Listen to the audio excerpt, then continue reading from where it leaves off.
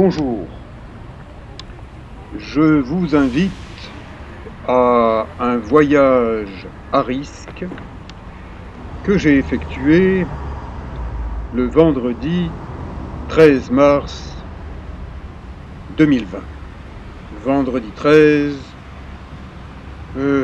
c'est pas le jour idéal pour voyager, et si j'ai voyagé, c'est pour raisons professionnelles, pour participer à un congrès international de l'AMIC, Association mésiériste internationale de kinésithérapie. 2020 fête son 50e anniversaire. C'est une association de kinésithérapeutes spécialisés en méthode Mézières. Si vous ne savez pas ce qu'est la méthode Mézières, tapez méthode Mézières sur Internet et vous aurez des réponses. Tapez AMIK et vous aurez le site officiel des mésiéristes regroupés en association, et nous devions le samedi 14 mars 2020 à Paris nous réunir pour échanger nos points de vue professionnels de kinésithérapeutes spécialisés en méthode Mézières. Le matin, avant d'aller en gare, j'ai vérifié sur le site de l'AMIC si le voyage était maintenu, car déjà le 13 mars, la situation était un peu tendue, voire dangereuse. Je n'ai rien vu de particulier, donc un peu avant midi, à Toulon, j'ai pris un TGV, direction Paris, avec d'abord un arrêt, le seul arrêt du voyage d'ailleurs, intermédiaire, en gare Saint-Charles de Marseille.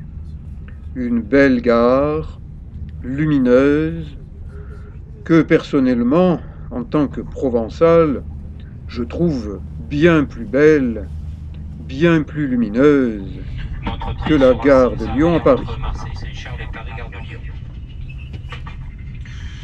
Votre confort, un agent propreté est présent à bord de notre train. Merci de lui réserver le meilleur accueil. Restez connecté, le Wi-Fi est disponible gratuitement. La voiture au bar se trouve à l'étage au milieu de la rame, en voiture numéro 4 et 14.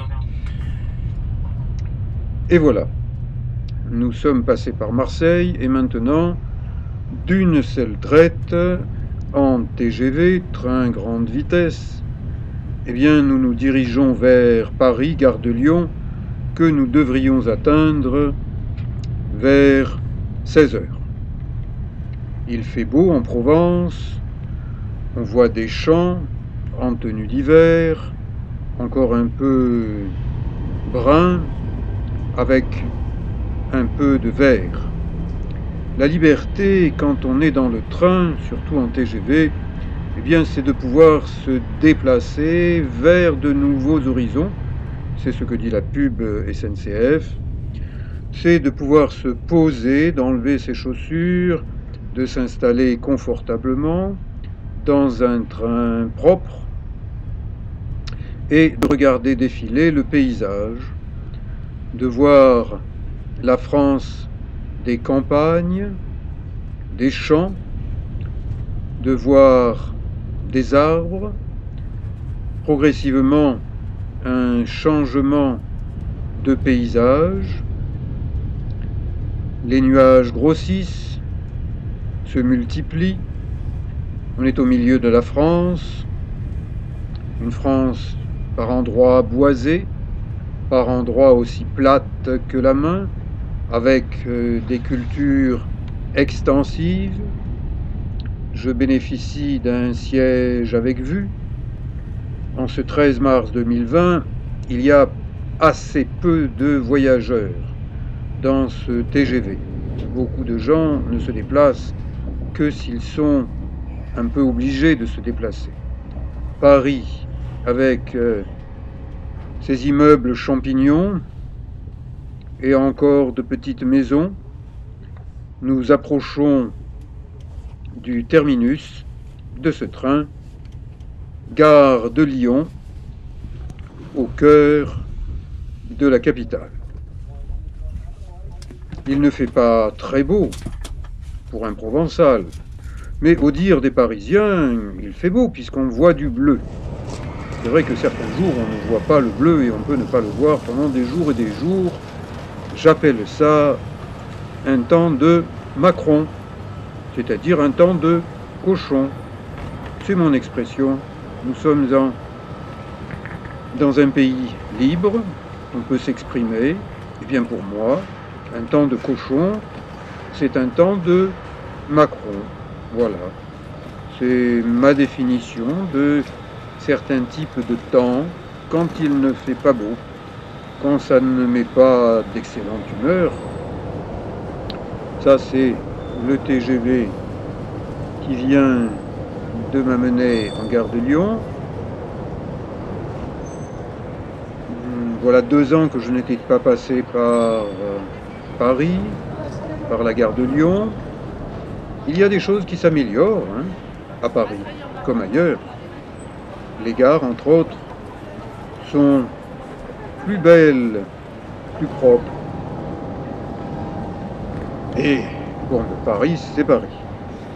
Paris, c'est pour les Parisiens et pour les touristes, mais je ne viens pas en touriste à Paris. Ville plantée de tours, mais puisque je suis un provincial, eh bien, quand je viens à Paris, je suis quand même un touriste. Et j'apprécie une exposition consacrée aux femmes, valorisant les femmes. Une femme qui, dans l'Antiquité, faisait du bien aux autres femmes. Une femme à barbe, qui, de son temps, défraya la chronique et fit parler beaucoup, tant les femmes que les hommes. Moi, je suis un homme barbu. Je ne recherche pas les femmes barbues. Et l'exposition continue en valorisant le parcours historique de telle ou telle femme dans différentes parties du globe pour expliquer que le féminisme existait déjà il y a des siècles et des siècles et que des femmes dynamiques, des femmes fortes, des femmes belles, des femmes savantes ont parfois pris le pas sur les hommes et ont régné sur les hommes, quelle que soit la couleur de leur peau, qu'ils soient noirs, jaunes, blancs. Cette exposition est intéressante pour un provincial.